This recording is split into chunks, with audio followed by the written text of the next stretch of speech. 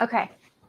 Are you okay with me asking what is am I allowed to ask what is Sloppy Toppy King? And what is that an army thing or is So, that okay. So the original way I kind of blew up was when I was giving sloppy toppy, and what does basically, that mean? so I would hold the Cuz phone up. Where's my phone? So basically, I would hold my phone up, and uh, I'd have it in 2x speed. Like after I edited it, uh-huh. I would just be like, I would bark, and then I would just, Oh my god. and then it would look like I'm giving sloppy toppy, because the original way I thought, and I talked to Viva Vargas about this too. He was You like, talked "What to made you?" Viva? Yeah, we're I friends love on, him. like, we're friends on Instagram and TikTok. That's awesome. I love him. Yeah, so he was like, "What made you start doing that?" I was like, "Well, my original plan was to just do something to capture the audience, be like, whoa," and I was like, "I know exactly what will get them." So I just started doing that at the beginning of every video, and then when I realized it started getting a little stale, I switched it up just a little bit. I would like, uh, I'd bark, and then the Five Nights at Freddy where Foxy would pop out at you, like I when he don't attacks you. actually. I Damn. don't. I know. I need to get I need to get into Five Nights at Freddy's. I've been told this before. So, I need to track it. But it's a so scary thing, right? With evil puppets? yeah, so the animatronics, whenever he jump scare you, he'd jump like, and he just like jump towards you.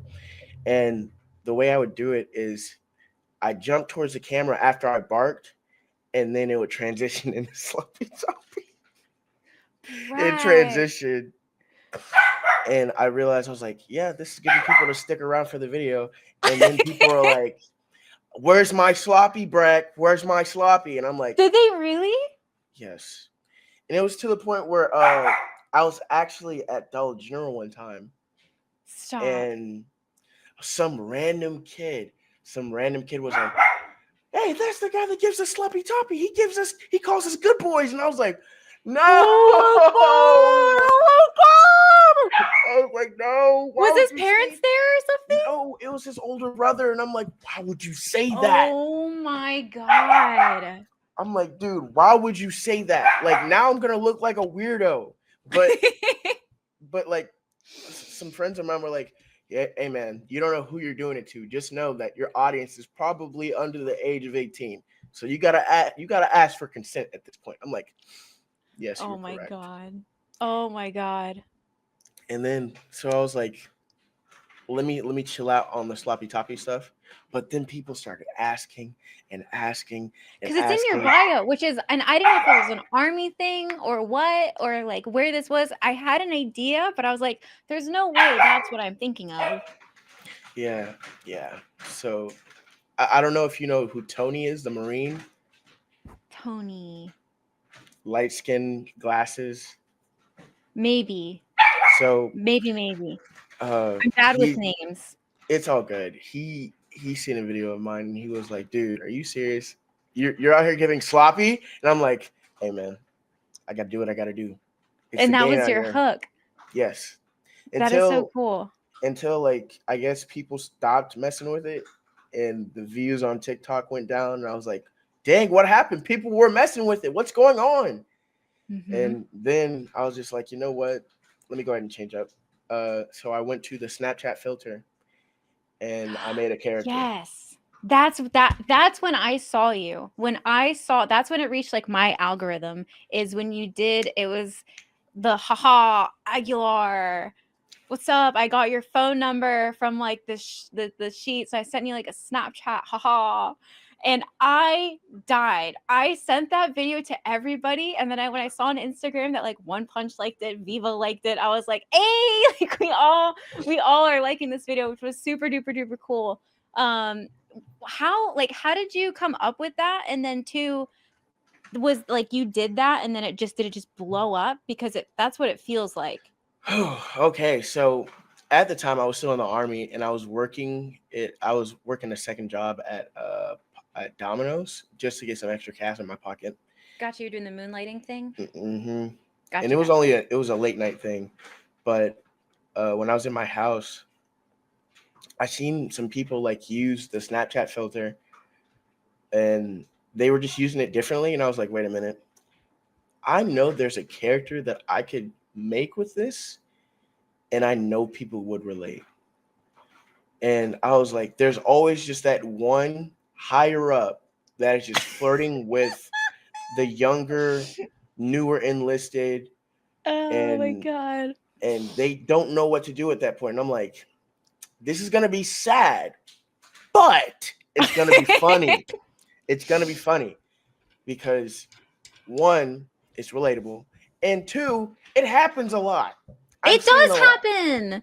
I don't care what anybody says. If they're like, oh, this is inappropriate, the military isn't like this. Look, the military is great. It has a lot of fantastic things. However, I mean, getting divorced is like a part of it. Like, you do have that jokingly like divorced E7 that's like hitting on like the younger privates or whatever, specialists, whatever you guys have in the army.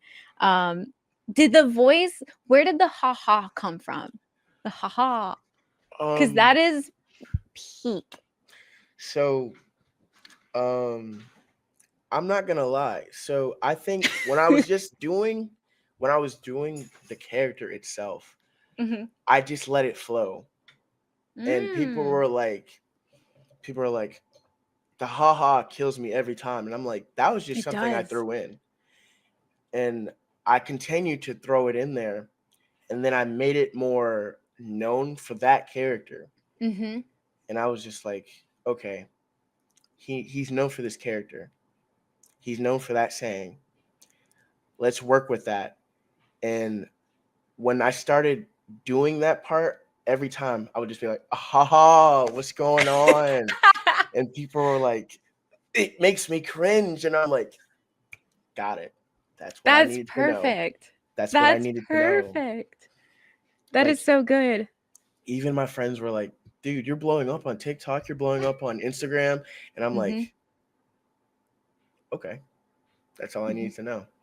And it's even better because I wasn't posting on Instagram as much as I was TikTok because um the videos I had posted beforehand before the PSG content, I wasn't getting any views and I was stuck at just like maybe like 300, 400 followers.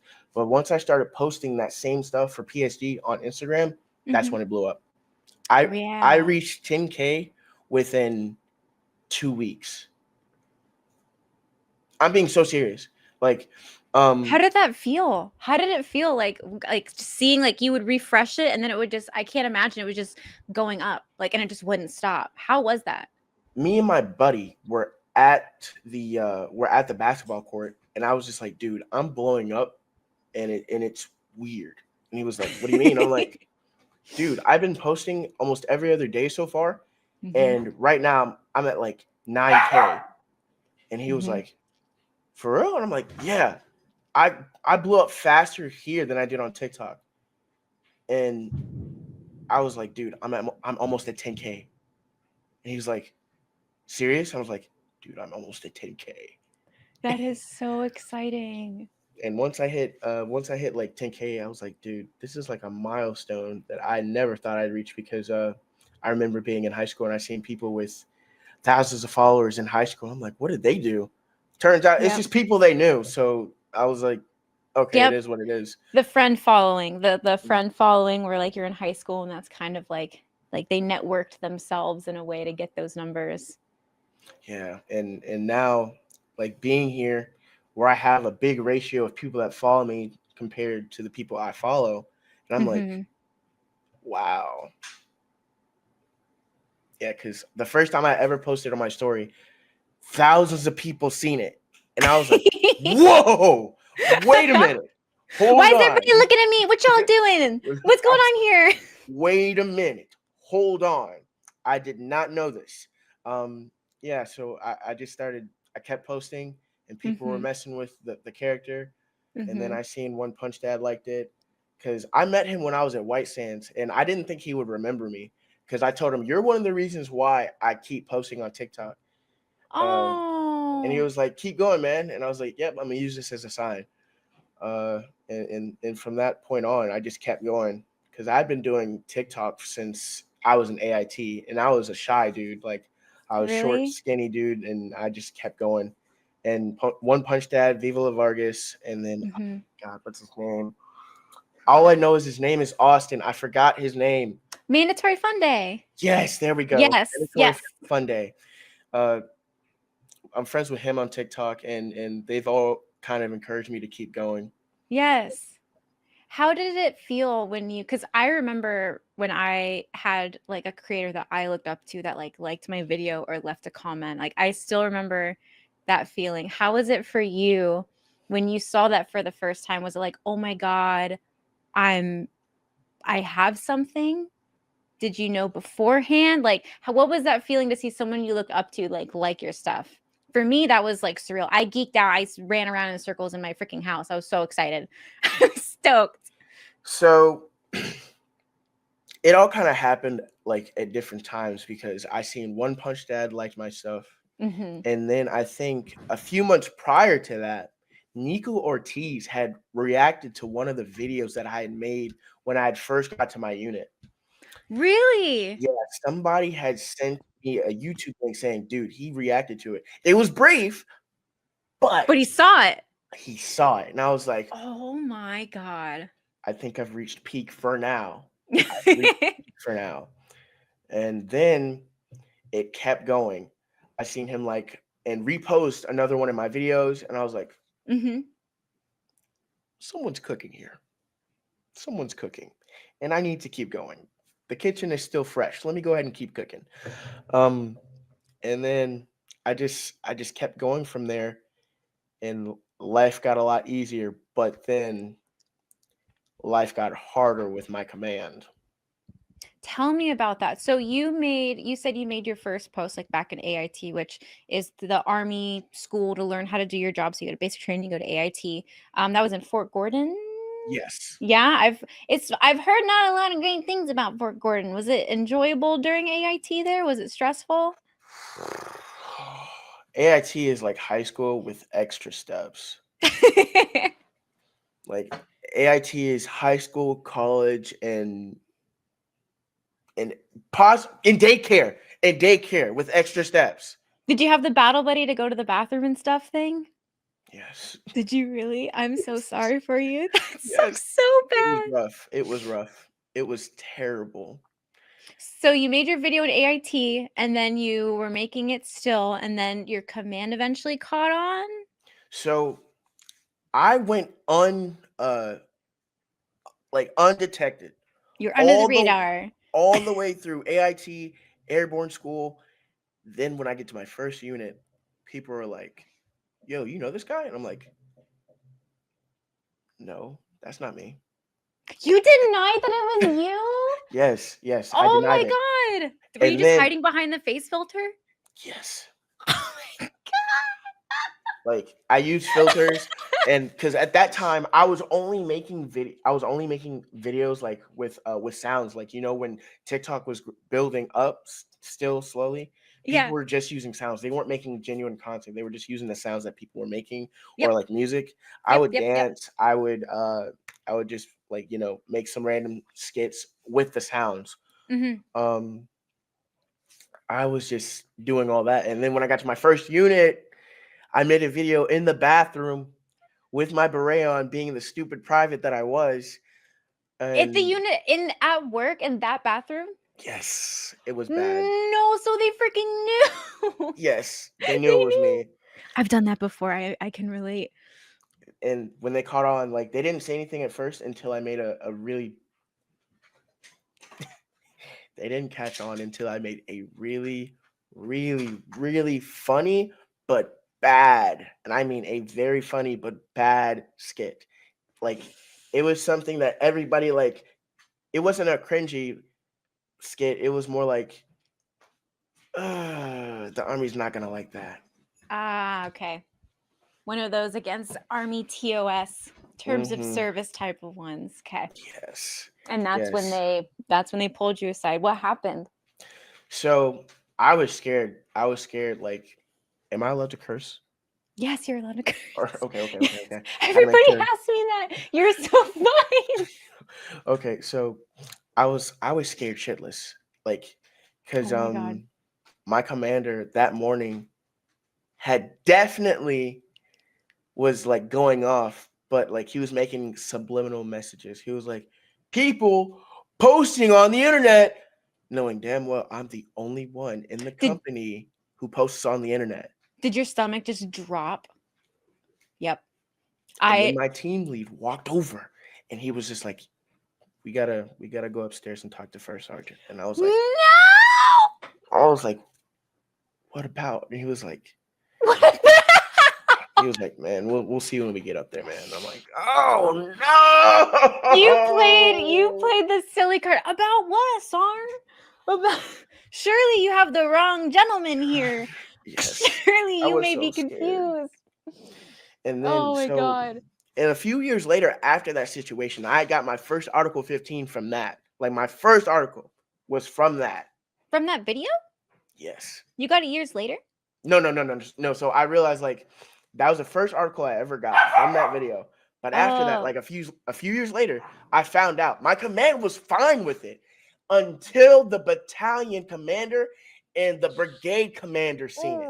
Oh no. Like I find out years later that my command was okay with it.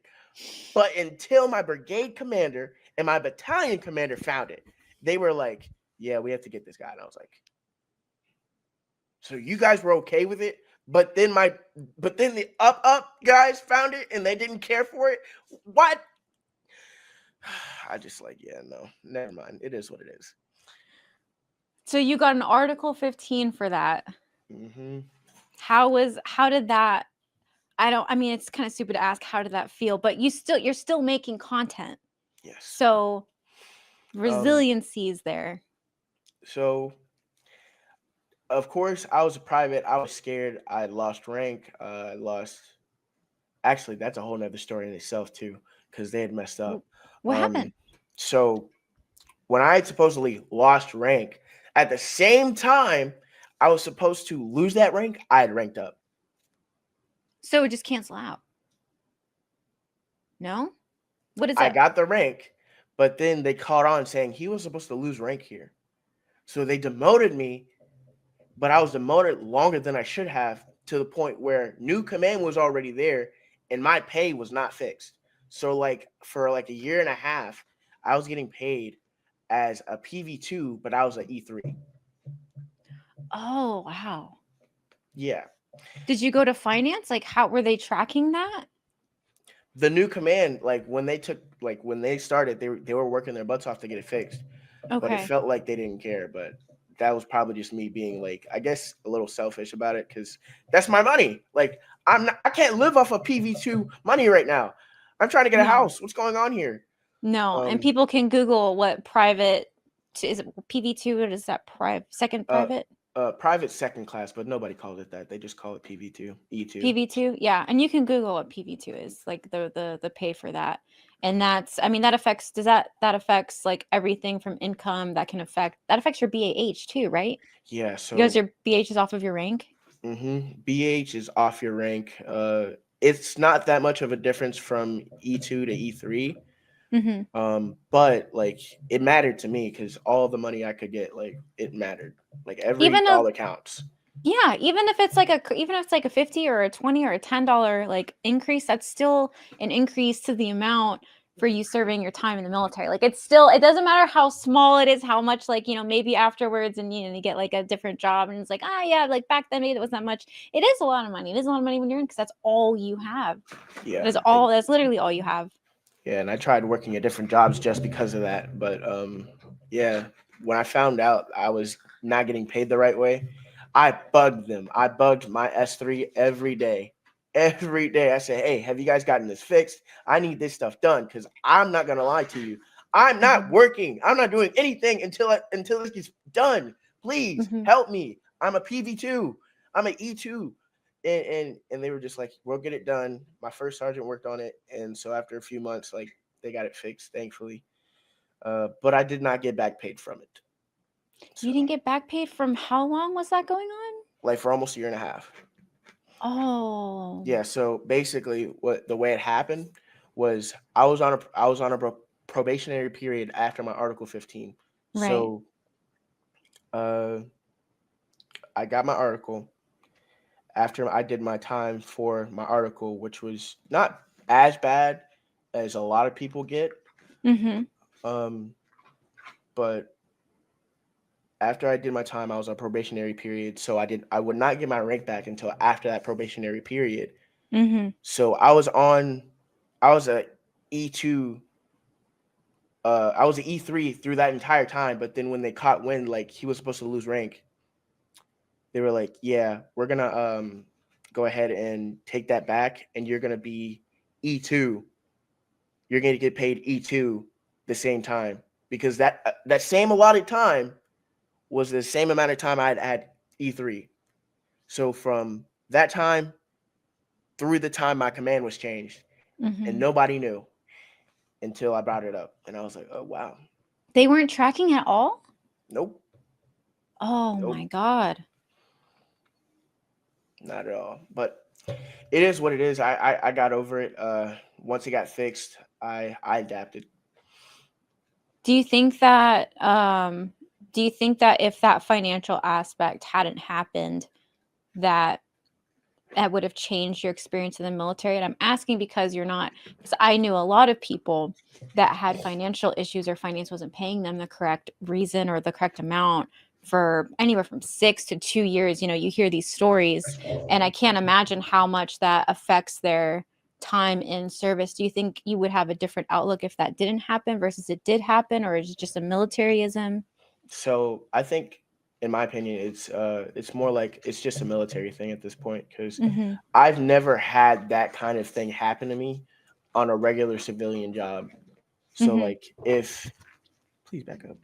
So if something like that were to happen in the civilian world, it probably wouldn't have been the same. Mm-hmm. They probably would have fixed it right then and there, and you probably would have got back paid for it.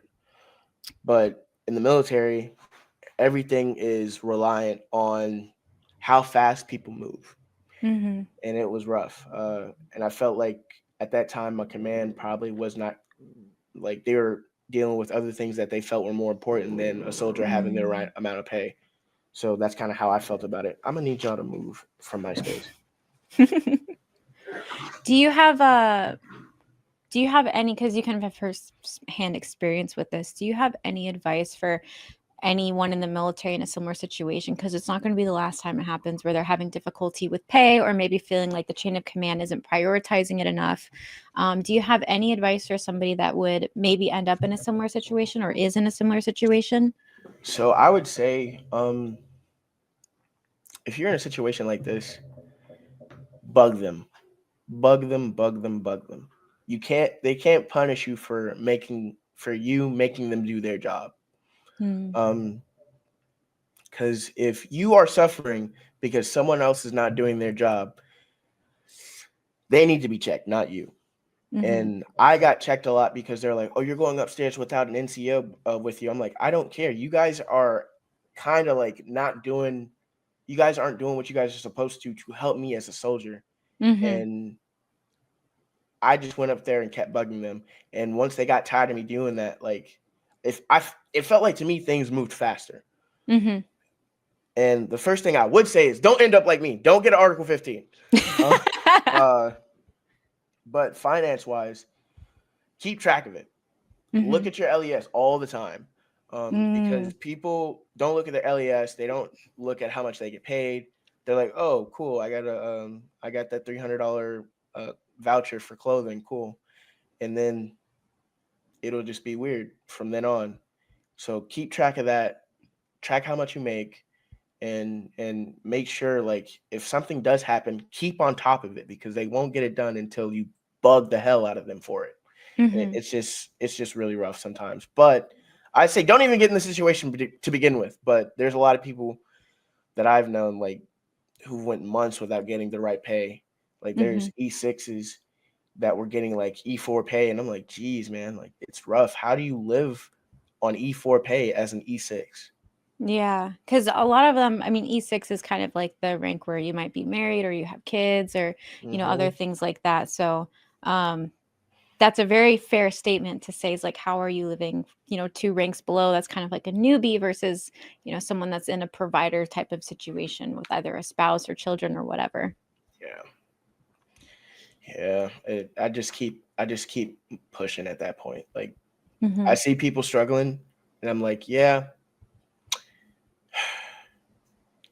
I know I'm doing bad, but you're doing worse. So I'm gonna keep it. I'm gonna keep it pushing. You're doing worse. I love your sense of humor. You have a very, very, very good sense of humor. When that was happening, did you did you keep did you pause making videos? Did you wait a little while? Did you keep making them? Did you wait until you got out? How did that? Because I feel like it's hard kind of when you have a sense of humor and you're doing well that it's like, okay, I did that one thing that you guys didn't like, but this isn't going to be something you don't like. How did that go for you? How was that experience? Because it's bumpy for sure. So after my first article, I most def kept going. Did Um, you really? yes, I most def kept going, but I did watch out for what I was doing. Mhm. Um, I watched. I made sure I didn't make anything that could be construed in a way, Mhm. because the one thing, and I know you've heard this, every service member has heard this: perception is reality. And Mhm. people are like, "Hey, man, don't make anything that could be taken out of context," because people will do that. I was told, you may mean it this way, but someone will take it this way just because they want to take it that way. And I'm like, well, at that point, Yes. I can't do anything about that. So let them have it. Yeah. Yeah, it's a Um, very difficult thing to weave, especially when you're in uniform. And I think even now, from what I'm hearing from people that are in, they're getting told, like, just don't make any content in uniform anymore. They're like drawing the line because there are people getting called out on things they're doing on their personal accounts, even though they don't ever post in uniform. So it's a mhm, very delicate thing. But you kept posting. You were just more aware of the perception. mhm. Because the rules were a little different for me, because the unit I was at was a special operations unit, and Oh. they were like, oh, you can't post this because of this doctrine, stuff like that. And I'm like, okay. And people, like, over the years while I was still making it, people were just like, why do you do it? Why do you keep going? Like, like it could get you in trouble. I'm like, well, I do it because it keeps me sane. Uh, like it keeps me sane, and it's something I like doing. It provides me some kind of like I wouldn't say Cre- comfort, but like it gives me the ability to be creative, because you know, as lower enlisted, you can't really do as much, yeah. like creative wise, unless Mhm. you're just one of those go getter soldiers. Unless you got like some a CIB or or some kind of tab on. No one really takes Mhm. you serious unless you really know your stuff. And at that time, Mhm. I did not know my stuff like that. Mhm. Um, but I kept going because I was just in it for the love of the game. Mhm. I was in it. I grew from AIT to my first unit. I was still going, and then I was just like, dang, I don't know what to post now. And that's when I started doing the sloppy toppy. And So you were then, in when you made that. yes, Did your yes, did your like work group, did they see that? some of them did, but Were they like, "Hell yeah, like keep going, like low key." some of them were rooting for me. Some of them were like, hey, just knock it back a little bit. I was like, knock it back. I'm going full force. Like this is what's getting people to come by. Like, Mhm. and like I remember it was kind of like it was a weird way of going about it, because people were like always, and it was always the really really like shitty NCOs that would talk to me about it. Like not shitty like they were bad, but more shitty like they were haters. Like it was obvious they were haters. Yeah, Um, they weren't a fan. Was it because you think that you were in like a SF type of unit, or do you think it was more because of it's like that's a little bit, because military content creation is very new. That is a very new thing. That is not something that was even really like kind of like promoted. It's just some people took chances and did well and kept the image good, so they were allowed to succeed. And then we all kind of saw that and kind of like, okay, like if I tread this carefully, I might be able to as well. Do you think that they were against it because of it was a new school thing, or it was just they just weren't a team player? So I think and I learned that people were definitely two-faced about this. So when I was doing it all, everything was kind of still new at that point because Mm-hmm. when I started, Viva La Vargas was definitely new to Mm-hmm. it all, Mm-hmm. and he was new to it. And I had noticed that some of the videos that he made were kind of similar to what I was doing, Mm-hmm. but I got in trouble for it. Ah, Like okay. there were some videos out there Mm-hmm. like of captains, warrant officers, sergeant Mm-hmm. majors, first sergeants, E7s, The leaders like the of leaders of the yeah. army doing the exact same thing that I was doing, Mm-hmm. but I was getting in trouble. And people were like, "You don't know if they didn't get in trouble. If they got in trouble, then why are they still doing it?" Have you seen I won't say any names, but I've been in the creator space for a little bit now, and I've definitely have seen people that were like very, very popular and now they're just gone. They are gone. I didn't notice it right away. It was just kind of like, I haven't seen so and so in a while. Like that's very interesting. And then it's just gone. Because you're right. If there's a problem, they are like, Yes. don't post. Don't post anymore. You are forbidden from posting. You've crossed a line. And you saw kind of other people, and all the younger enlisted did. All of the younger enlisted, we all looked at the people, the captains, the whoever, the pilots, everyone's kind of making this content. And it's like, oh, like it is kind of okay. What do you think do you think it was just your chain of command that was like because some people don't necessarily know, but like your chain of command is a very unique thing. Like during COVID, if you didn't get the COVID vaccine, your chain of command could choose whether anybody who doesn't get it gets an honorable discharge, or anybody that doesn't get the COVID vaccine gets a dishonorable discharge. So it's very important which chain of command you're in. Do you think it was just your group? Do you think it was your base? Do you think what do you think was going on there?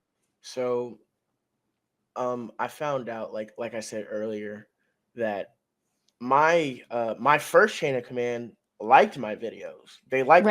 Right. They found it funny. Mm-hmm. But when it got to the higher ups, like the sergeant major and like a bunch of people at brigade, Mm-hmm. that's when they had to crack down. Okay. Because I had realized like my what's his name? My brigade commander of the entire unit, like everybody, he seen it and he was like, "No, we don't do this here." And I was like, "Well, dang." I was having fun, so I took a break and I came back after he left, and then we got another brigade commander who was just as bad. And I was like, "Wow, okay, so uh, how do I go about doing this without getting in trouble?" So at that point, I kind of just understood like people are gonna take what they want to take from my videos, Yeah. and it's either gonna be the command or or it's either going to be my command or the people closest to me. Mm-hmm. And at that point, all I can really say is like when it came to me creating content, I think it was just the command either saying, "Hey, this is probably a violation, Right. but we don't know." Because even Viva La Vargas was like, "Hey, make sure you get a lawyer," because there's been times where I've been doing something for myself and people in other units across the US were trying to come at me.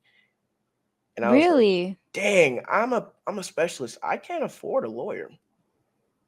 I really can't." Hmm. And like he had all kinds of stuff going on, and I was just like, "Dang, dude, if that stuff's happening to you, like, what's gonna happen to me? I'm an E4. Like, I don't know what's Mhm. going on here." Mhm. Um, so I kind of just let it go, and I kept going. And again, people are asking like, why do you keep going, man? Like, this is gonna put your career at stake. I'm like, this is not my career. Like, my career is something that I put effort into. Mm-hmm. This is not something I put too much effort into. Like, I strived to do what I could Mm-hmm. without being a bad soldier, Mm-hmm. but then the social media part of it kind of created that what's the word? That perception that I Mm-hmm. was a bad soldier. Right. Yeah, That's kind of and disheartening. I'm sorry to hear that. I mean, I kind of say like, fuck them. I don't care. Mm-hmm. They're where they're at. They're still in. If they're still in, I'm out. I'm enjoying life. I don't. I don't. I can't see how like you guys could really tear me down from here. Yeah. Was there, when you got out, did you kind of double down with your content? Yes. You did? Yes. Yes. It was to the point when I went to Colombia, like not Colombia, South Carolina, Colombia, South America. Colombia. hmm Gotcha. I went there and I made a video. I made a bunch of videos out there as PSG Really? And what because is PSG again? so in the army it's a platoon sergeant, but PSG was his name. So when I made That's him right. like, because people in that position were usually the type to flirt with the newer privates, the newer enlisted. You're like, haha, what's going on? E2, what's going on? I just I got think that's my reports. favorite character. I'm not gonna lie. I think that is like my favorite character. The haha. You're super confident with it too. And then like the little frames that you do where it's like just it's so good. It's so good. And then the story keeps going, but like in the little Snapchat bar, you like type out like the next part of like what's going on in the story. It's my favorite. It is so good and it gets me every single time. Yeah, it's a great thing because I've always wanted to be in content creation. I wanted Mhm. to do YouTube like way before I joined the military, but then I was like, yeah, Really? this is hard. Like this is really hard. Like I was making videos on YouTube every so often. I deleted all of them once I got into the army because I thought I was gonna get in trouble, but then I was like, wait a minute, I don't think so. I think I'll be fine. Oh. So I ended up deleting those videos and I just made a new channel for this. I haven't posted on it yet, but Mhm. I plan on to later on because in the beginning I was making videos to help people get in. Into the middle, so like recruiting type videos. Yeah, like I was Gotcha. saying, hey, I this is saw what you bring in. those. This is Yeah. what you bring to basic training. This is what you do. If you're 25 Bravo, this is what to expect, stuff like that. This is, the clothes that you're going to be doing. If you want to get prepared for the ACFT, this is what you should do. Knowing damn well I was terrible at the ACFT. Hey, Um, that's totally fine because those that don't do well in those things, you're like, well, I literally learned how not to do it, and I saw the people that did do it do well because I didn't necessarily score perfect on every single test that I had to take, but you learn. You definitely learn. like and when I was in the process of getting out, I received a lot of letters from people saying, "Hey, like you're one of the reasons why I joined." And every time I went live, people are Oh, like, "Yeah, you helped me join, and I thank you for that." I'm like, "That's all that matters. oh, that's That's so all that matters." sweet. Like it made me feel good, but at the same Yeah. time, I was like, "Dang, I helped all these people get in, and now they're kicking me out. Crazy." Got kicked out? Yeah, they gave me the boot. Did they really? Oh, I'm so sorry. Yeah, it's all good. So Okay. I'll tell you the story about that actually. So kind of the same situation, Mhm. but my second chain of command was a lot worse on this. So I had made some videos basically warning the women that are joining, saying like, "Hey," um, and I was warning the men too, Mhm. but it was mostly for the women because I've seen a lot of the time over the past few years when I was in, a lot of the people are like, "Oh, women shouldn't join because they get SA'd, stuff like that." That happens all the time. It's very prevalent. And I'm like, you know what? Mhm. I feel like as someone who's in, I should probably talk about this. And I was also requested by someone I went to BCT with Mhm. to make a video about it. And she was like, you need to warn them about like what goes on, because a lot of people go in kind of blind, and that was the purpose of my content at that time. To bring Not awareness mhm, to to gotcha. have people not go in blind, because people were like, oh, you should just let them experience it, and I'm like, no, experience it, great, sure, fine, but I feel like you should have some kind of like, you know how a professor would give you a what's the word, a curriculum to study, Yeah, the like a study guide. syllabus. Yep, Yeah, yep. that's how I kind of viewed it. And the video I made was basically saying, hey, if you're joining, please be aware that this stuff happens. They're probably going to give you this medicine, this, that, and the third. And Do you mean like yeah, the shots back in basic training kind of thing? yeah, Like the penicillin shot, all that good stuff? Okay, yeah. yeah. Because we didn't get the penicillin shot. Instead of that, we got the adenovirus type B, and it was a tan tablet. And when I brought that up, people were like, "We didn't get no pill," and I was like, "For you, for us, we got that."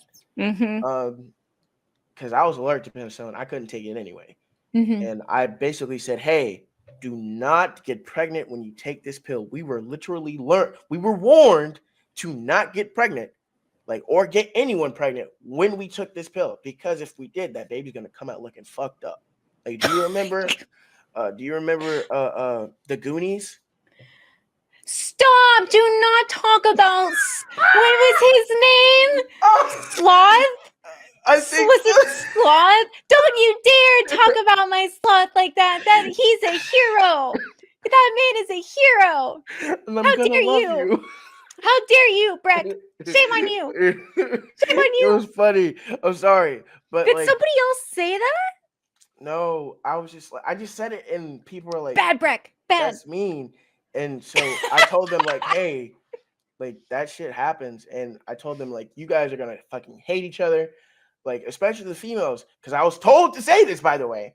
I said you guys are gonna fucking hate each other, because everybody, you guys are gonna be, everybody's gonna have menstruation. You guys are gonna fucking hate each other, because the women at my basic training, they got evicted. Evicted is where you get kicked out of your barracks. You have to take everything out.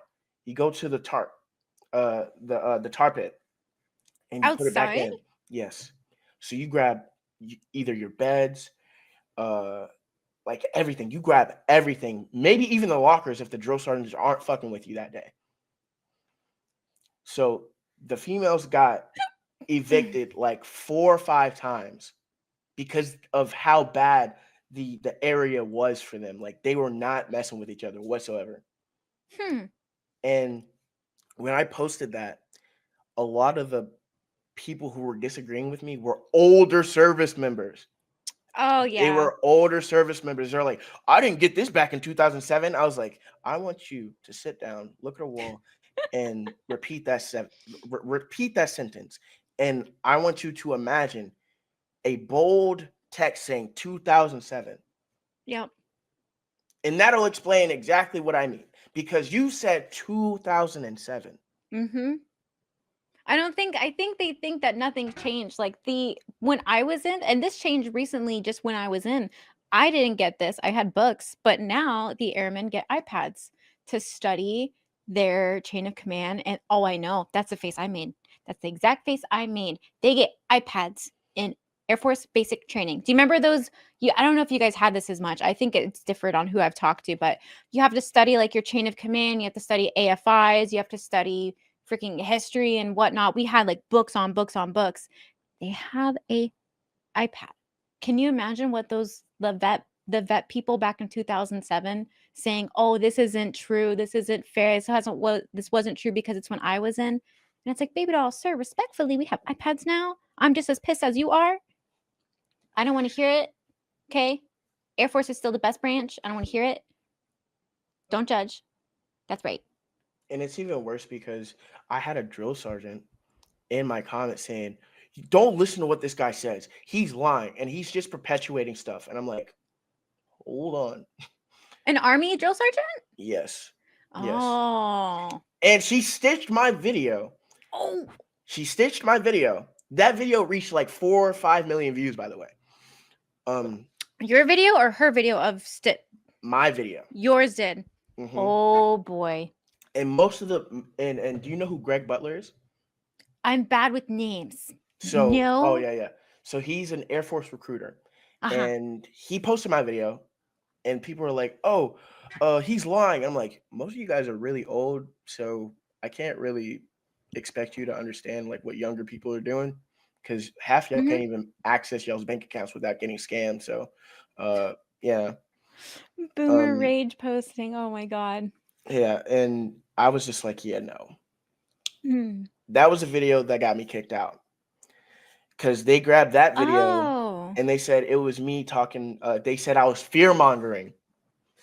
To people for them to not join. No, but I was just saying, hey, if you're Yeah. going to join, please be aware that you guys are probably going to hate each other. Sexual assault is it happens. Like I'm not saying it won't Mm. happen, but it'll probably more than likely will. Mm. Same sex sexual assault happens a lot. Mhm. Because in my basic training, two girls got caught in a tent during a field training exercise. Mhm. Why? I don't know. I really don't.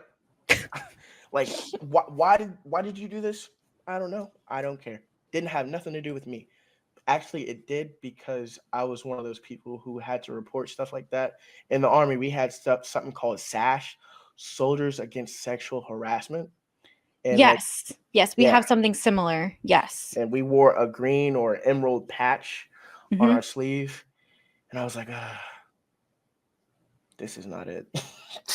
This is not it, because we had to police so many things. Like dudes couldn't go to the laundry room without shorts on, because dudes would walk into the laundry room with just straight with a towel around their waist, and I'm like, dude, you can't do that. And they're like, dude, leave me alone, it's not that big of a deal. I'm like, I'm gonna have to bring this up. Mm. But yeah, it was a weird time. It was a really weird time, and they had grabbed a bunch of other videos. Yeah. Like they grabbed a video of me in my own house, wearing the PT uniform with a do rag on. They said you're out of uniform. I'm like, I'm in my own home. It's 10 o'clock at night. Mhm. And then they grabbed a video of me outside of uniform where I was just jumping at the camera. And Outside of uniform and like just civilian garb, just regular everyday clothes. Okay. yeah, they grabbed a bunch of my videos and they were saying we're gonna go to JAG and see what we can do to possibly like get you. And I'm like, well, it was a good run. It was a good Oh, run wow. So how long were you able to be in for? for almost 3 years. For 3 years? Okay. Did you sign a 4 or sign a 6? Hmm. Oh, I signed a 5 year contract. Okay. Is that specific to your MOS? Yeah, because a lot of people were like, "You only did like 3 years. What happened?" I'm like, "Damn it! I hate that. I Oh. hate that my MOS is known for doing 5. Like, because if you're Oh, National gotcha. Guard, you could do I think like 2 years. Mhm. But like if you go active duty, from what I've seen a lot, people do 5 years.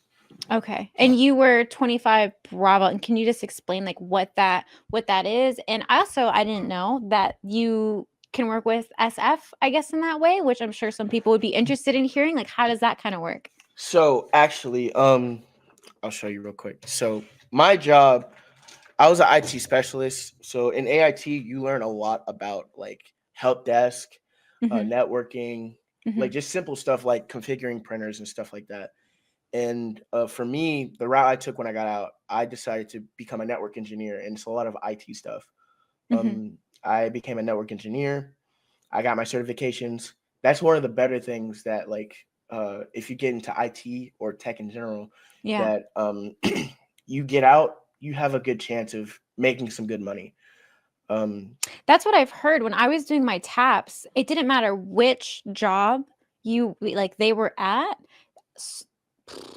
45% of my group was going into IT or going into cyber of some sort. And I'm talking like they were a mechanic or they were front desk or they were cook, whatever. And they were going into that route. And you've gotten out and successfully gotten a job in that area. yes. How can someone set themselves up? to do that, regardless of what they did when they were in the military? Like, what certs did you take? How did you apply, look for jobs? Because I can't imagine it's easy. What was that? So I'm actually studying for this right now. Like right after, CCNP. yeah, CCNP, CCIE.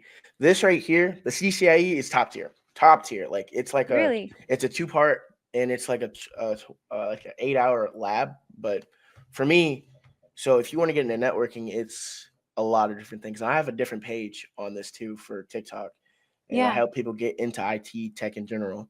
What But is that? What is that page? So if anybody wants to go look that up. so Josh Mhm. J0SH_tech with a 3, not an E. Gotcha. So because I know a guy now, he was in the Marines as a aircraft mechanic, and he's doing cybersecurity, and he's making Really? really good money. And I'm telling Really? all the service members now, if you have a clearance, I promise you, you have a chance. You have a better chance than most. I would not Hmm. say, I would say like, hey, you got a clearance, you definitely get a job.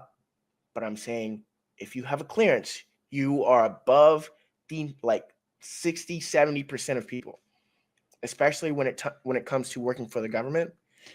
You're more set than you think. Does it matter what type of clearance you have? I think as long as you have like a secret and you have the ability to upgrade to a TS/SCI, Okay. you'll be fine. You'll be Gotcha. fine. And how long, like if say someone wants to get out, say they're a year out and they're like, I want to do IT, I'm going to start my TAPS this year, I'm going to do Skill Bridge 6 months out, whatever.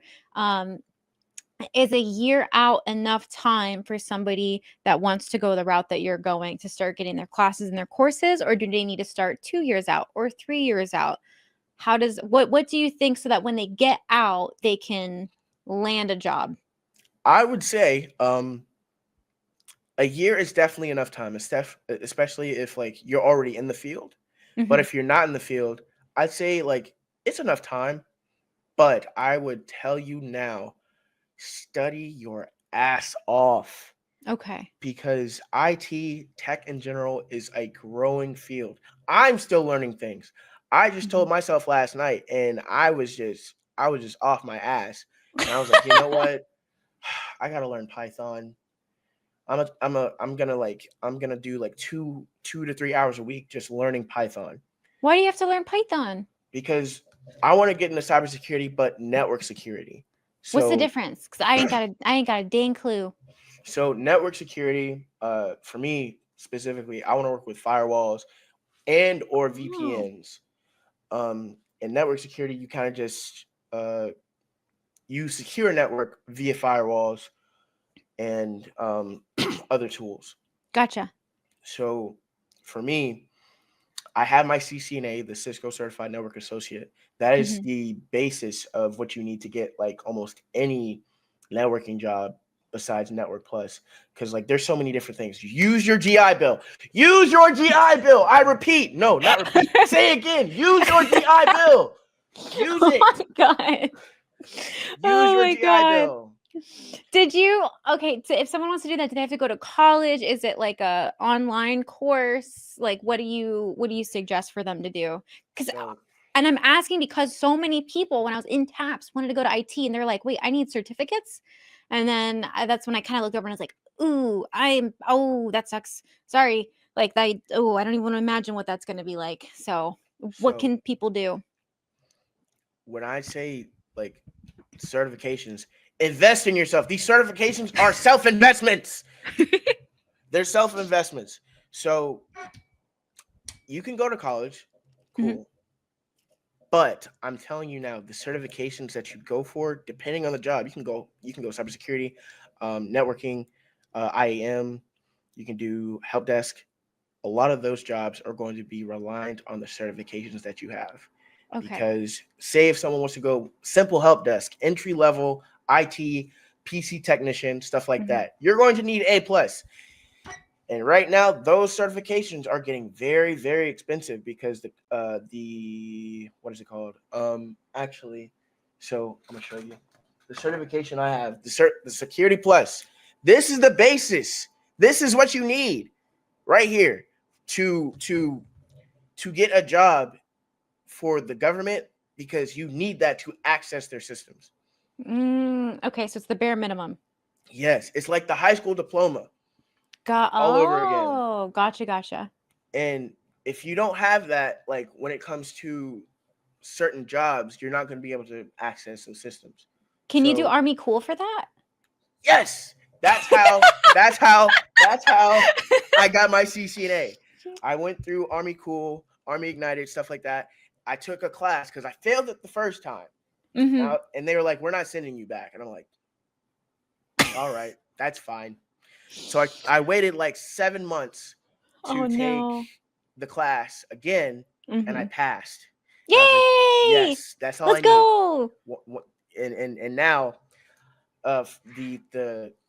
this is the top tier one, the CCNP. I have the CCNA, now I'm going for CCNP.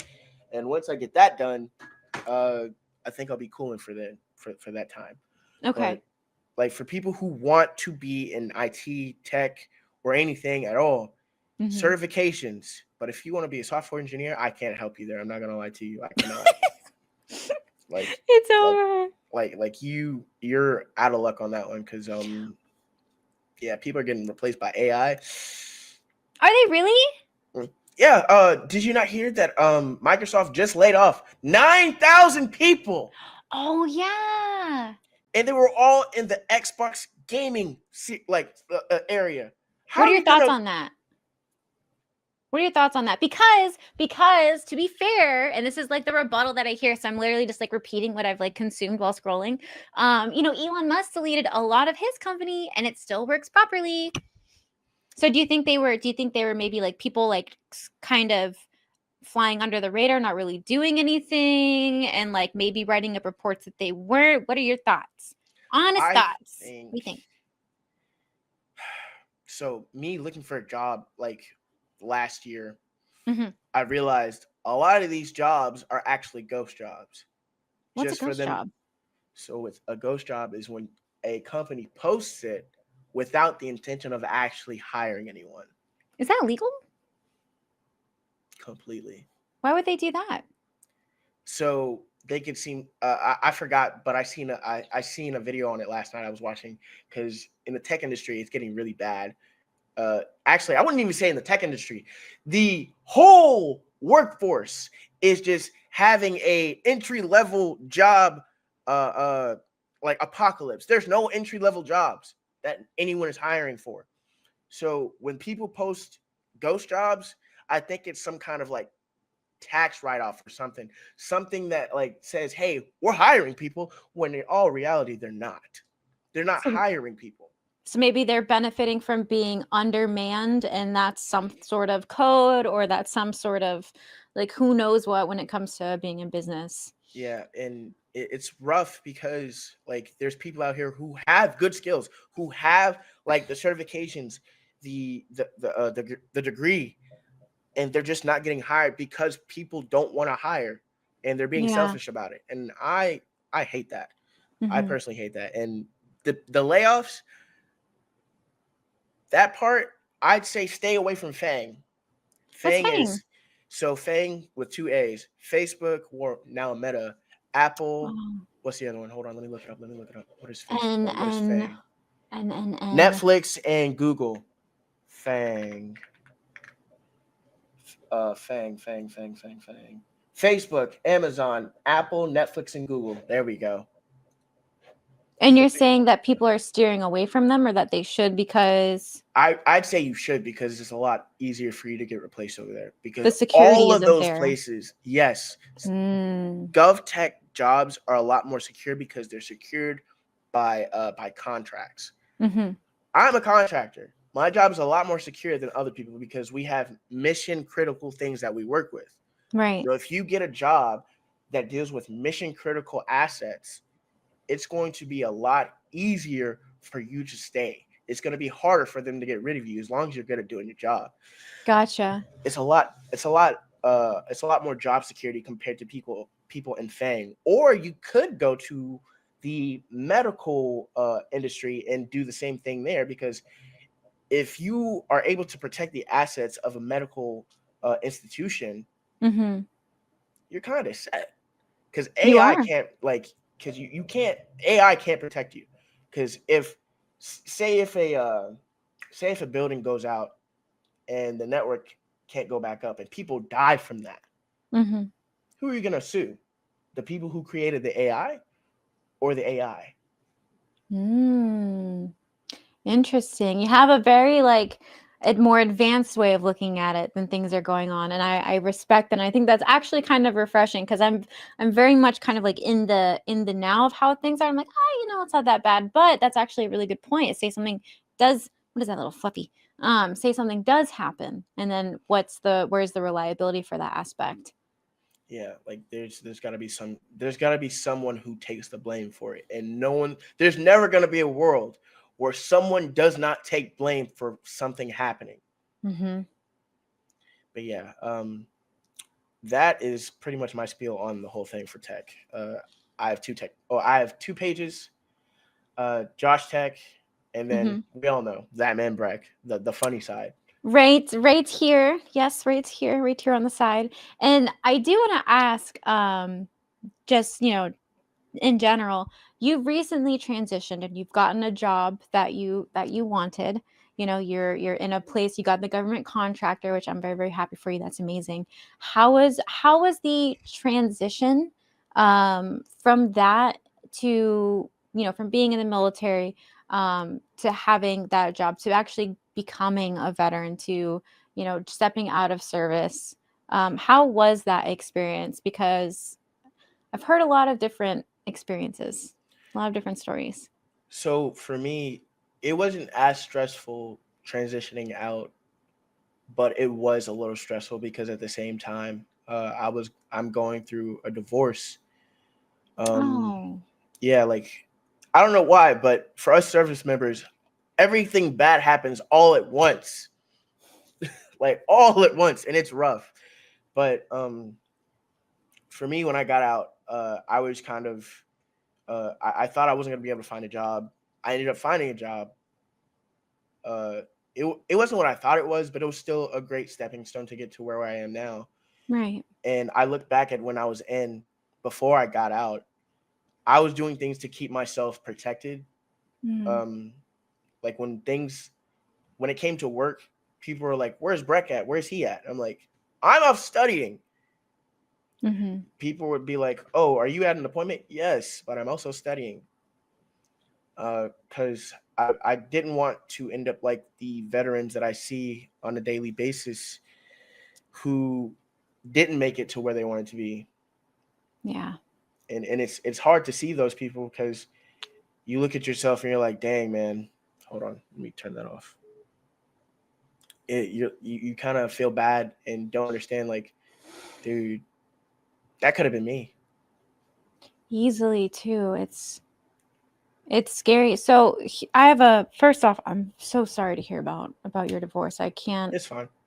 I can't imagine. I'm very, very sorry. Fuck Um that oh Fuck her. Fuck my them. god. Oh my god. It's better that way. I got my dog. That's all that matters. Okay. Well, I'm glad you have a positive. You're making fun of it, which is always a good sign. Good way to cope. It is a way to cope. Yes, yes, it is. Um, I have a question for you. Hmm. So, and if you don't want to answer, you don't have to. When you get out of the military and you go through TAPS, there is a thing that's set up for you, and it's how prepared are you when you get out of the military? Do you have a job? So yes, so do you have a job? Is it set up? And then you fall under this tier, and it's like tier 1, 2, or 3. And I might have the tiers wrong, but basically like one tier is you don't have a job set up, you don't have a place set up, you don't know what the heck you're doing when you get out. And like just think of like the homeless, basically. That veteran homeless, that's where it is. Tier 2 is like I have an idea of where I want to be, but I don't really have a job. Tier 3 is like I have a job, I have a place I'm going, I'm going to be secure, I'm going to be fine. So when you went through, were you honest on that tier list? And if so, Well, just first off, were you honest when you got that? Like when you didn't necessarily have a job set up? Yes. So I was honest. I was a tier 2. I didn't have a job, but I knew what I wanted to do. Okay. Because all throughout my military career, like I'll be honest, I didn't know what tech was until I got to my unit, Mm-hmm. because I made the mistake of wanting to do all kinds of different stuff. Like, oh, I want to do cybersecurity, I want to get in the cloud, stuff like that. Right. Uh, but I wasn't able to settle on the things until I actually knew my job. Right. So when I told them, hey, I'm a tier 2, I know what I want to do. I just don't have a job. I'm waiting Right. on the job. Okay. Um, I felt confident that I'd be able to find a job, but I was also scared because it was during the year, like in that time of the year, no one was hiring. So like Mm. it was pretty much like a ghost town, and all the people like I seen getting out were already had jobs lined up. So I kind of got scared. And at that Right. time, I wasn't going through the divorce at that time, but she definitely threatened me saying, "Hey, if you don't get a job and I have to support you, you will be facing a divorce." And I was like, wait, wait. And I Oh was my just like, God. I was like, my That head. sounds so stressful. I'm so sorry. Yeah, I I'm was so mad. sorry. Yeah, I was that's a like, lot on top of your plate. That's already like, ugh. I was just like, yo, wait. Out of all times to say this is now, but yeah, that happened. And then 2 weeks before I got out, actually, I got a call saying, hey, we have this job in Raleigh. We want to see if you'd be a great fit. And I was Mm-hmm. like, all right, cool. That works for me. 2 weeks before you got out? Mhm. So 2 weeks before you got, you didn't have anything. Yeah. All I How had was the house. and you were applying and you just weren't getting anything. So question, and please answer honestly. When you go through tabs, they're like, use these websites to help get a job. They prioritize veterans, they prioritize military members, blah blah blah blah blah. Were those not helping? Or did you not go that route and you were going the what is it, Indeed, Monster, whatever? Mhm. Because that feedback is important. So for me, me and another guy, we were getting out at the same time.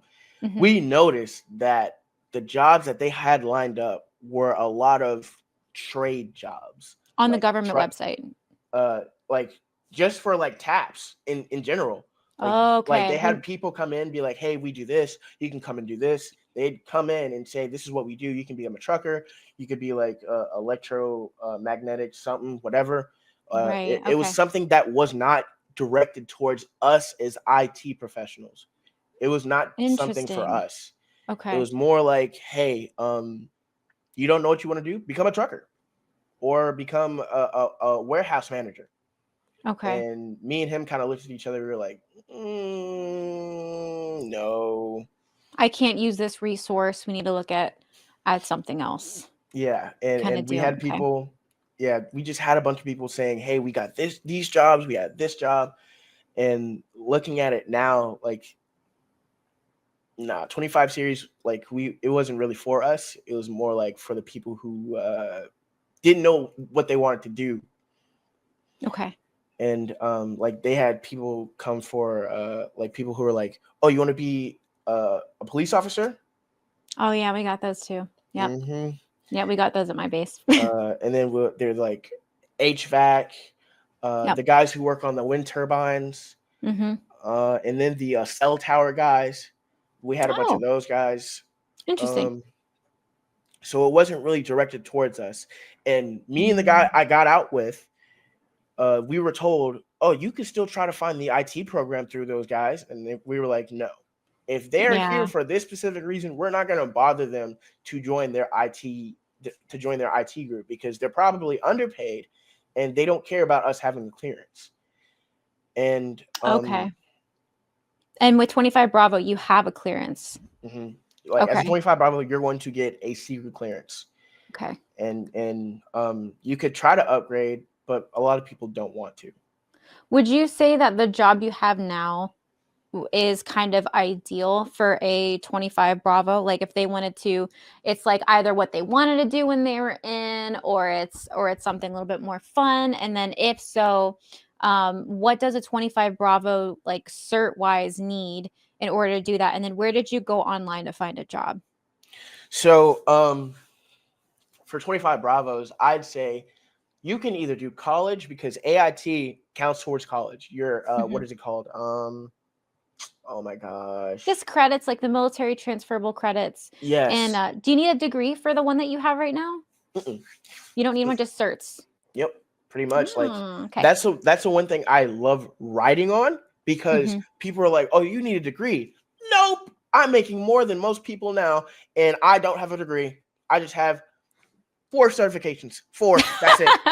Let me check real quick. Yeah, 4. 1, 2, 3, 4. Perfect. Yeah, I have 4 certs, and people are like, "Oh, don't you need a degree?" No. Because half of the people, like half of the guys, are like, "Oh, I'm going to school for cybersecurity." That's great. That's cool.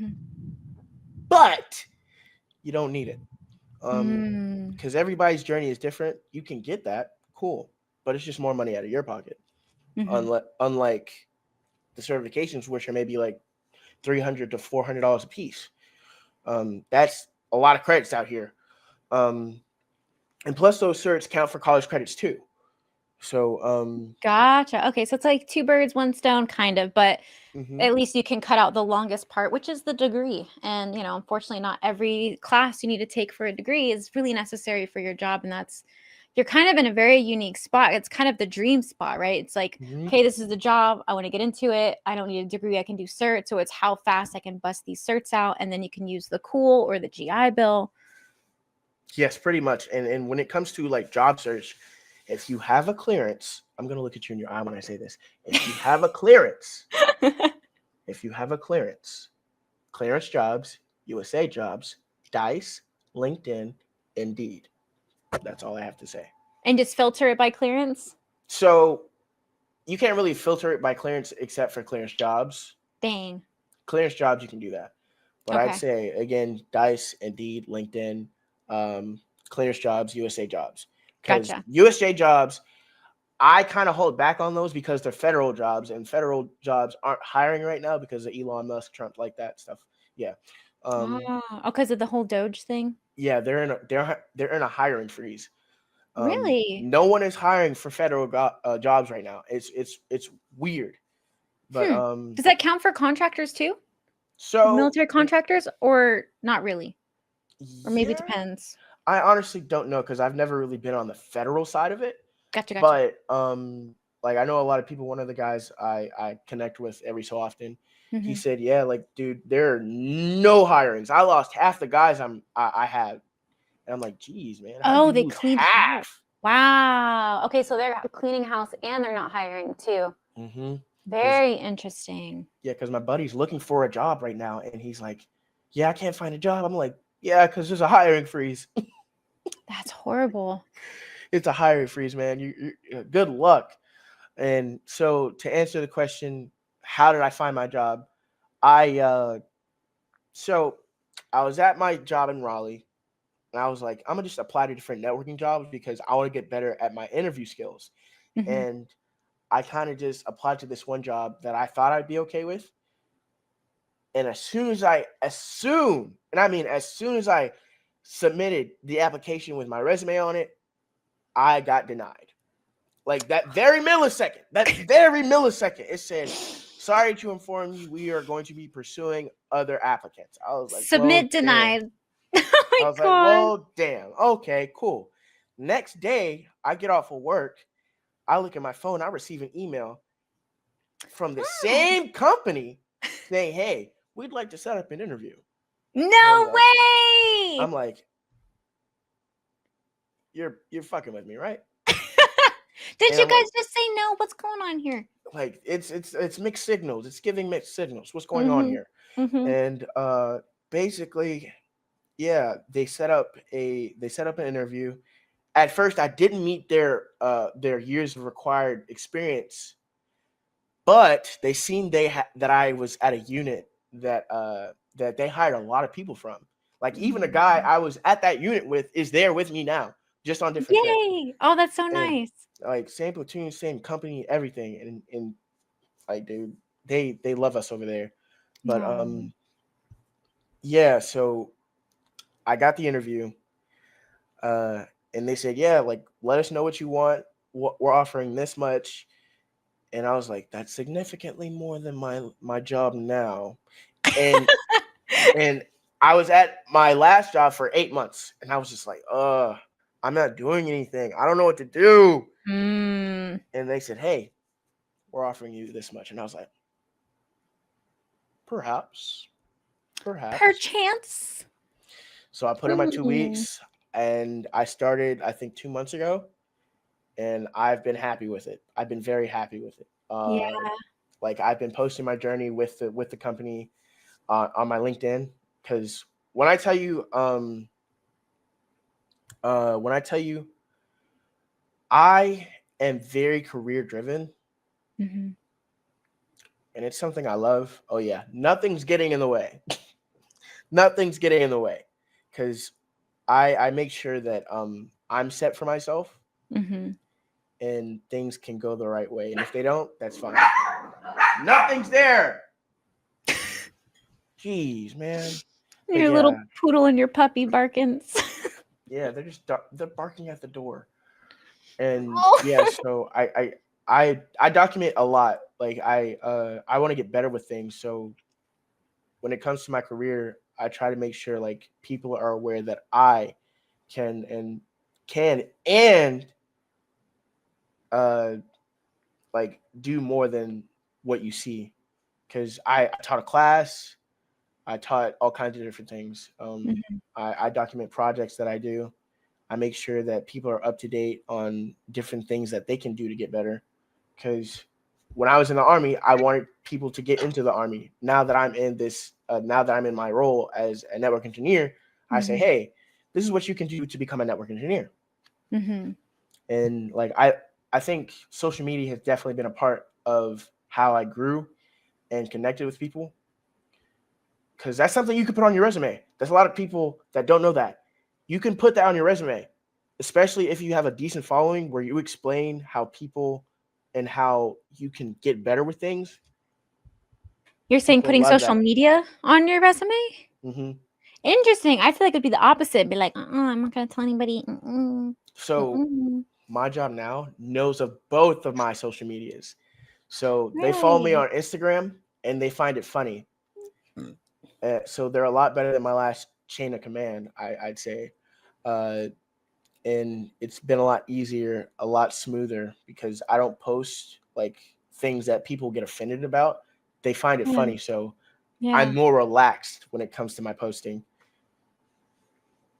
That's a really nice story. I'm not gonna lie. From where you were to your process of getting out to stuff that you were encountering as you were getting out to getting this job and now having the support and having like your favorite creators like follow you back and like just having that experience. That's a very like that's a very motivating story. I feel like it'd be hard for a lot of people who were in your position to stay motivated, to stay driven, to still keep their chin up, to still feel like it's okay to be passionate about the things that they wanted to be passionate about that might have got them in a little bit of hot water. Um, I'm very happy for you. Are you happy where you are right now? Very, Very. very. Like I go to sleep knowing that like most people, I'm not trying to, I'm not trying to shit on anybody, but Mm-mm. I told my coworker this. Like when I was in the army, I was this close to donating plasma, not because I wanted to, but because I had to. For the And money. yes, Yeah. and I'm at a point now where I don't have to. I can go donate plasma just because like I want to give back, Mm-hmm. and I won't do that because um. But I'm very happy with where I am because I have a roof over my head. I can feed myself whenever I want to. I'm not living paycheck to paycheck. I'm Oh. being creative. Uh, I'm Mm-hmm. I'm I have a lot of things that most people don't, and I'm happy with that. I'm very happy with that. And then my dogs, like, they're like a big motivator with that too. Because I'm gonna be honest Mm. with you, like I was put on the I was flagged for the VA because of some, how do I say this without being like A medical flag? yeah, like self-deletion. There we go. Oh, gotcha. Okay. Mhm. You were flagged for potentially that? Mhm. It was a Okay. rough time. Like it took me a very long time to get back to it, because I told myself, since I live alone, I'm gonna purchase a weapon. Mhm. But I told myself, once I'm gonna do that, but after I get out of this Situation. little situation, this little bubble that I'm Mhm. in. So for like 4 to 5 months, I just wore a band that reminded me, like, hey, if you ever feel something, if you ever feel like you're gonna do something, just call this number. What And band was that? uh, it had the helpline, the vet crisis line. Where'd you get that from? I got it from the VA. It's like a few maybe like 20 minutes away from Fort Bragg. They Gotcha. had sent it to me in the mail, and yeah, they're like, hey, just call us if you ever need to. And I was like, okay, because I'm not feeling right. I'm not feeling great. It was a rough time, but I'm happier with where I am now. It's less stress. Uh, I go to the gym often. I make sure that I do what I need to do. Like I can pay Mhm. my bills without, you know, saying, dang, like how am I gonna eat? So Yeah. I'm definitely happy with where I am. Like to answer that question, I'm happy. Like I've truly been happy, like for the first time in a very long time. I'm so happy for you. That makes me happy. Oh, goodness. That storm, you hear that? Oh my god. Um Yeah, they can I keep that. do you feel They can do keep you that. they can keep that? Yes, I'm not Oh, keep. I'm pass it on to the next person, please. double it and pass it on. Yes, Oh yes, my they can keep god. that. Oh my god. Do you think you're past all that? Do you think where you are now you're good? You feel safe? You feel all that good stuff? There's some things that I could tweak out, but Mhm. um, I feel like my past has definitely uh it molded me to be more resilient, Mhm. because like not a lot of people know this about me, but like I said, I'm an open book. Open the Bible, find the scripture. You like I grew up in a what's it called? I grew up in the system. So You were a uh foster kid? yeah, I was a foster kid. Oh. So like I was separated from my siblings at I wouldn't say at an early age, but like at a good enough age for it to be traumatizing. But yeah, like that molded me to be more resilient. So like when I got knocked down, I could always get back up. But like Mm. sometimes it wasn't as easy to get back up. Yeah. But What yeah.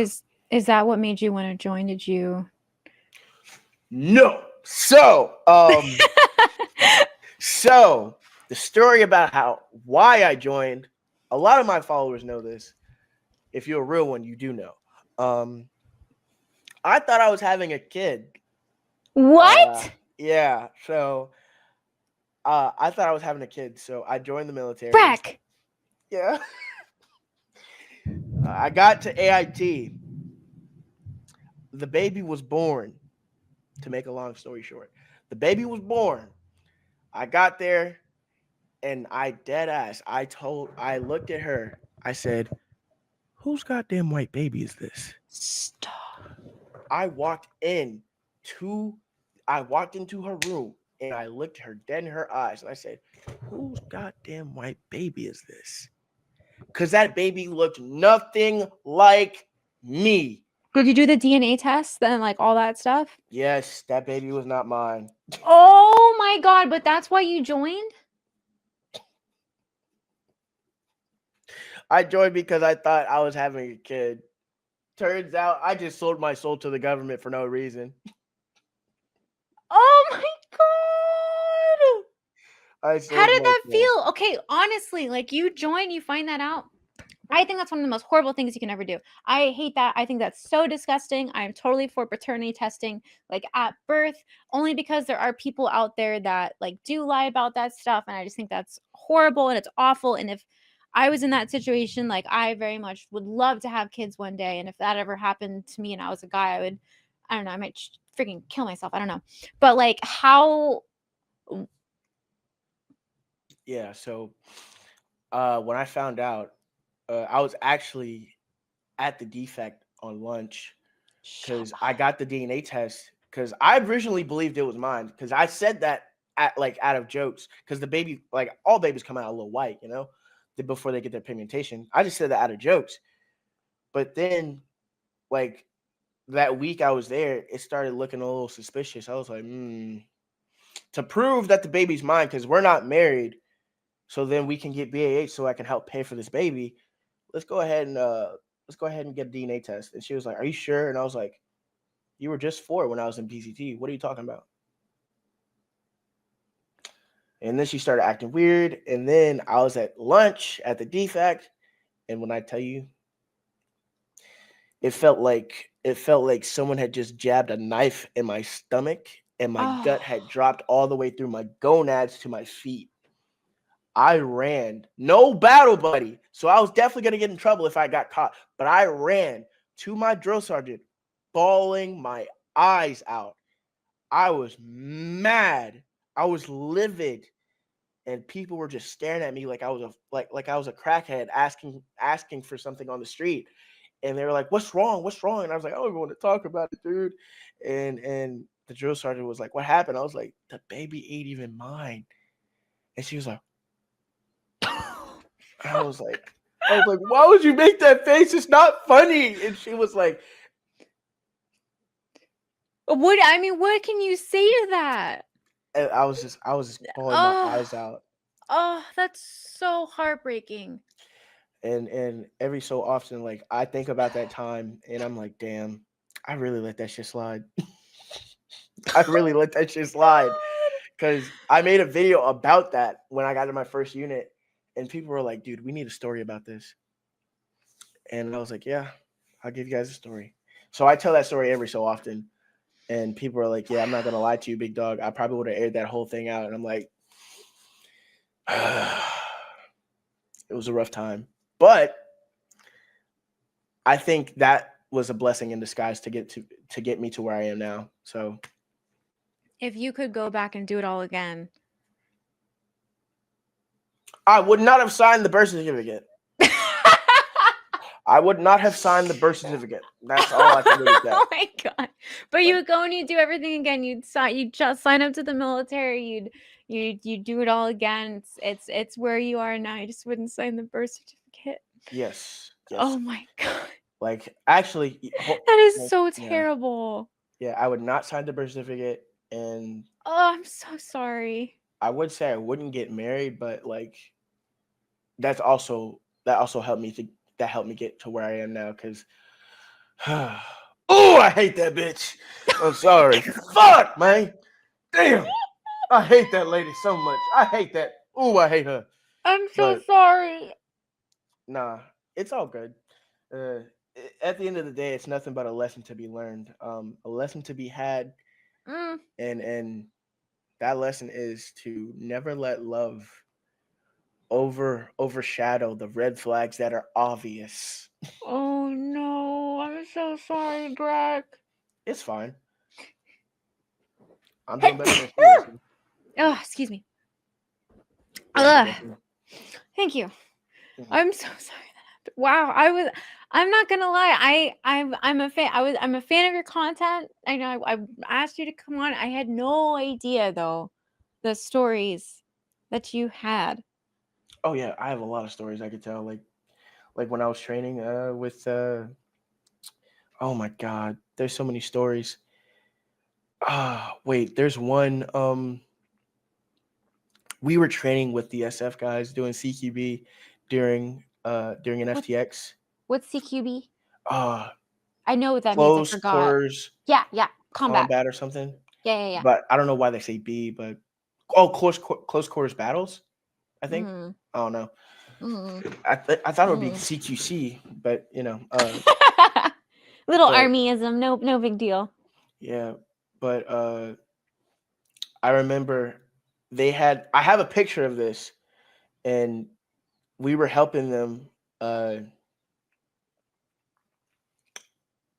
they had us go first without telling us. We were the cannon fodder. They didn't tell us this. What's We were cannon the fodder? so What's that? basically, like, if you die, it doesn't really matter.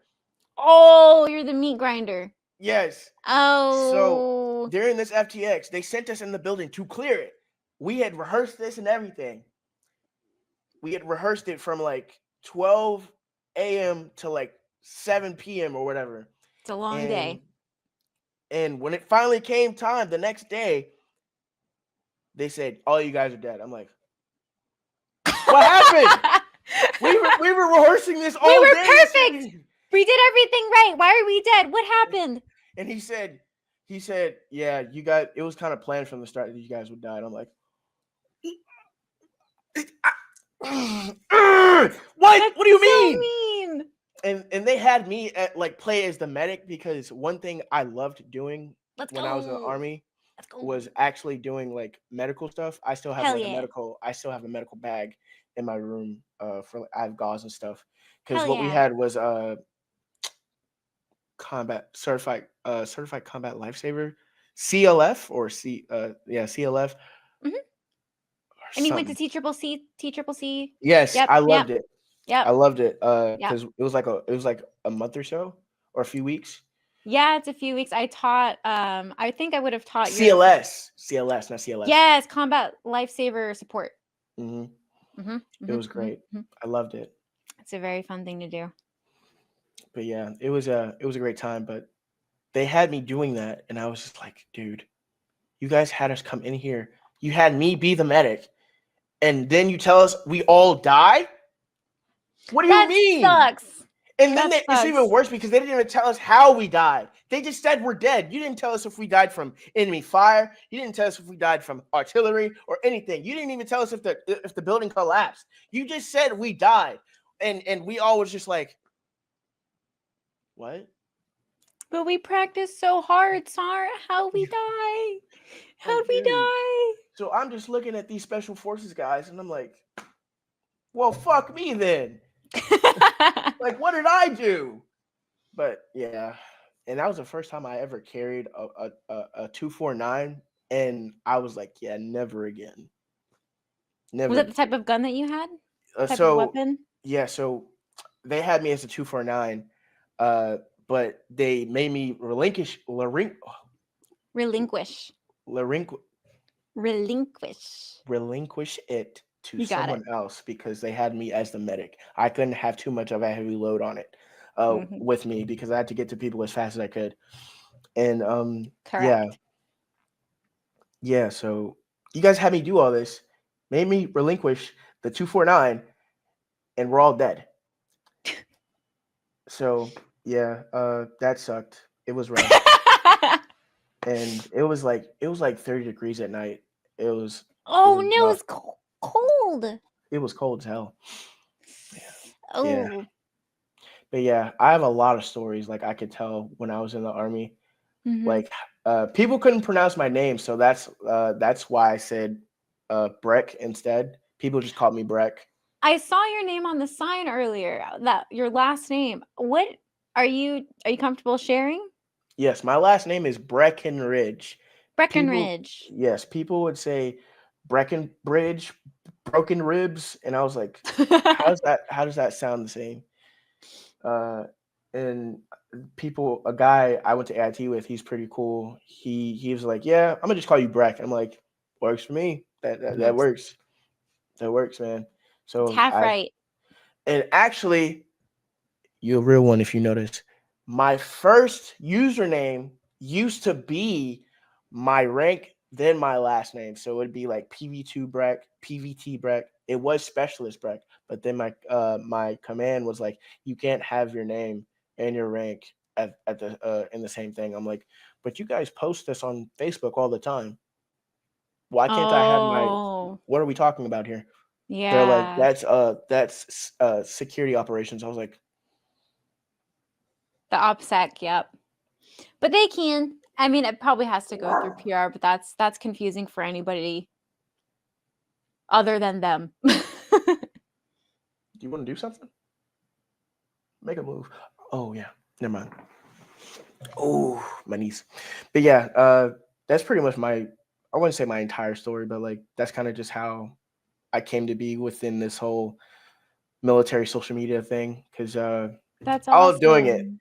but sometimes if it feels like work, I'm not gonna do it. And I Like, think that's a healthy balance too, because it's either that or you burn yourself out. like, like there's a Marine Battle Buddy Banter. Like he posts Mhm. almost every other day. Me personally, I can't do that. Like if Mhm. I don't know if you know who Corey Kenshin is, but Not like off the top of my head. he's a YouTuber, but he'll like disappear every other every 2 years. Every 2 years, this man disappears for a really long time, and he'll come back and be like, "Hey, this is what I was doing," and Oh, that's kind of okay. how I feel like, but without the amount of people that are behind me. But like, I do feel good about the community that I have. Good. That makes me happy to hear. I'm really happy that you were able to make something positive out of it and keep it going too and keep breathing life into it. I think that's a beautiful thing. Um, before before Rock's we gonna. sign off, do you have any advice for anybody that is in the army that wants to get into military content creation? And then second thing is, what would you say your favorite part about the military was? Oh, so I'm gonna attack the second one first. My Yes. favorite part was being airborne. Being airborne was my favorite thing. Really? Yes. The airborne? Yes, like I love being airborne. I will wear it with pride to the day I die. Because it was amazing. I got to jump out of different aircraft. I did things that Mhm. most people don't do. Like you pay to go skydiving. I got Mhm. paid to go skydiving. Kinda, not really. Um, but yeah, like, and we're always better than air assault guys. Those guys don't even get to do their Ooh. jobs. I got to do my Ooh. job. There's a little bit of a rivalry there? Yes, air assault and airborne. Like I wouldn't say we hate each other, but like you don't get paid extra. We do. Mm. You Mm. you may say airborne is easy, sure, cool. It's like 4 months. It's like 4 weeks. Mhm. Cool. Don't care though. But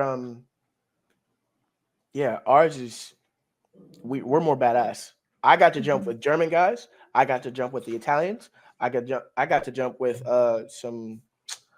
I almost jumped with some guys from Taiwan. Ooh.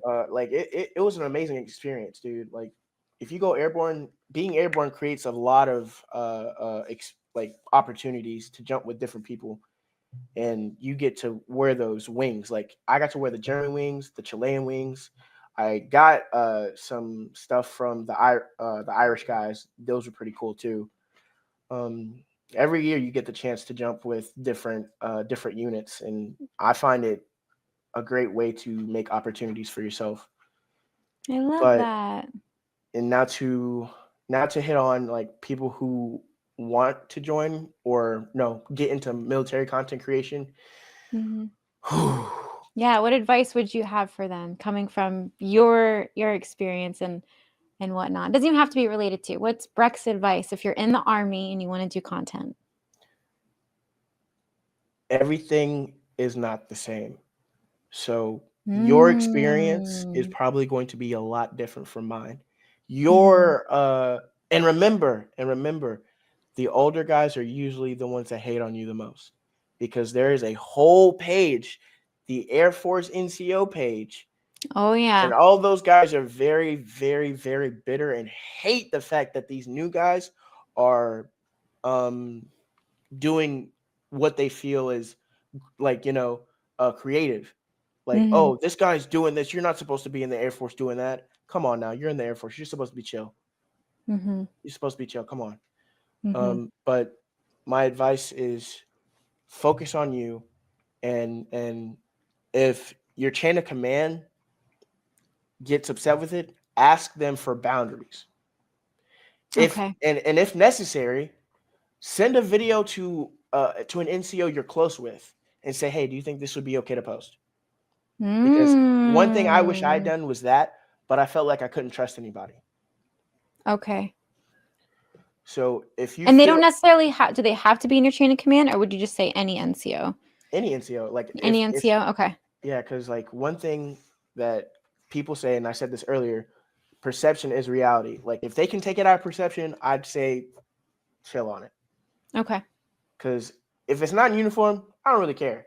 If it is in uniform, take your patches off. People say that doesn't work. It That's what I works did. sometimes. Like do it. I was Take off your patch. sterile.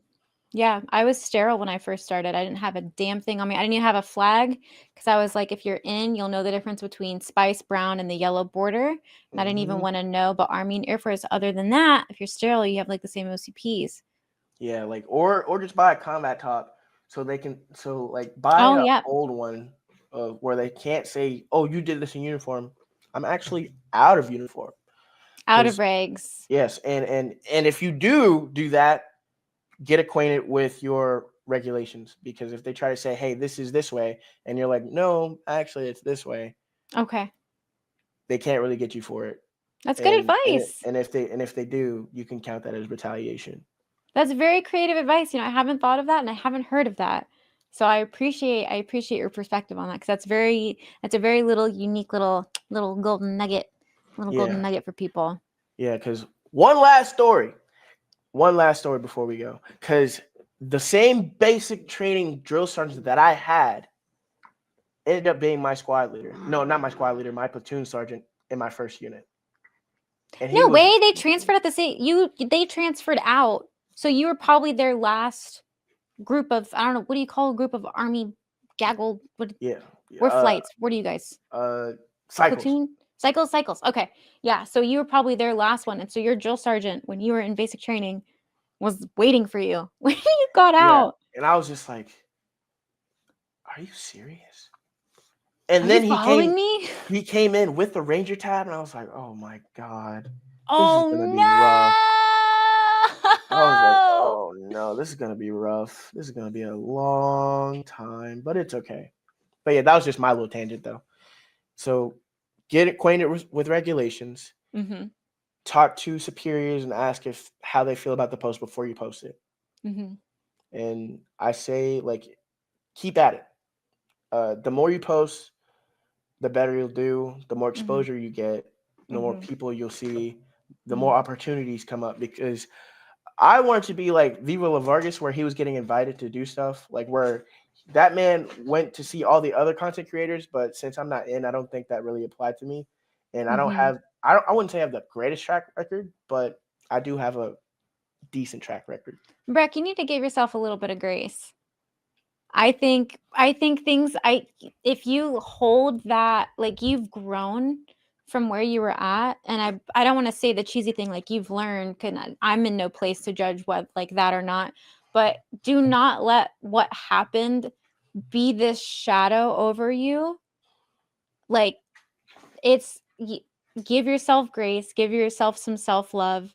You are in a place where you're happy now. That happened. Everybody did stuff when they were in.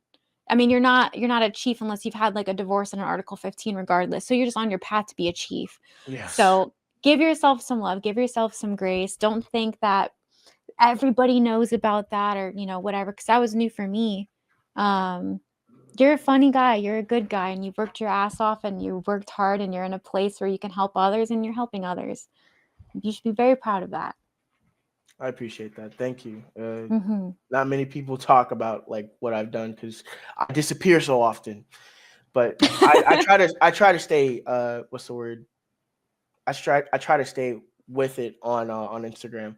Yeah. Because I get more views on Instagram than I do TikTok. The TikTok algorithm is trash right now. Like if you don't post every day or bring yourself out, or over a minute, yeah, it's rough. But yeah, that's my story. Ow, stop it, please. Go away. I'm trying to get you not to bite. Stop it, no bite. Can we see the little demon before we sign off? You're Come here, Max. Come here. You kitty. The little puppy teeth are the worst. This is Max. Oh. She goes by Maxine, but I just call her Max. She's so cute. And And then, oh yeah, the other one. Those puppy teeth are sharp. yes, They are very sharp. Oh, look at the nose fluffy. Oh. you are so mean. Move up. Good gosh. Jesus.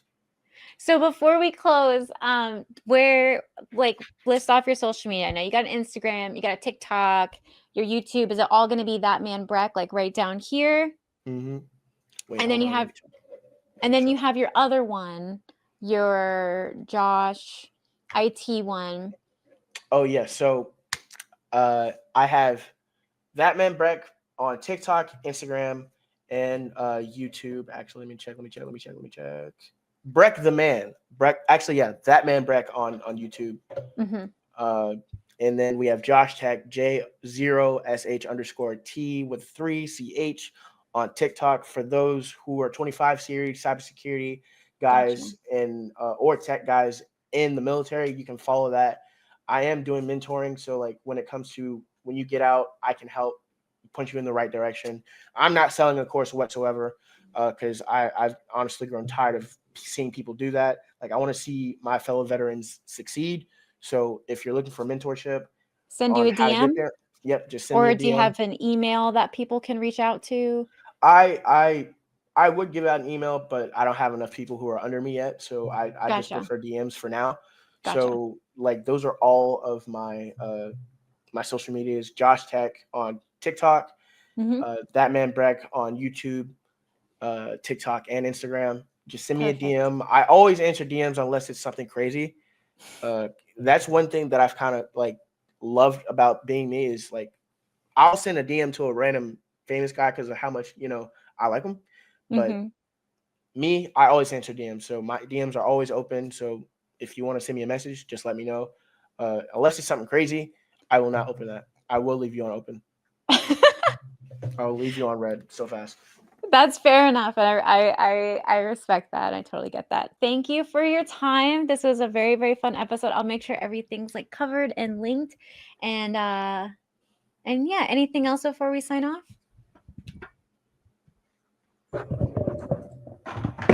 We're gonna get some sloppy toppy before we go. Oh.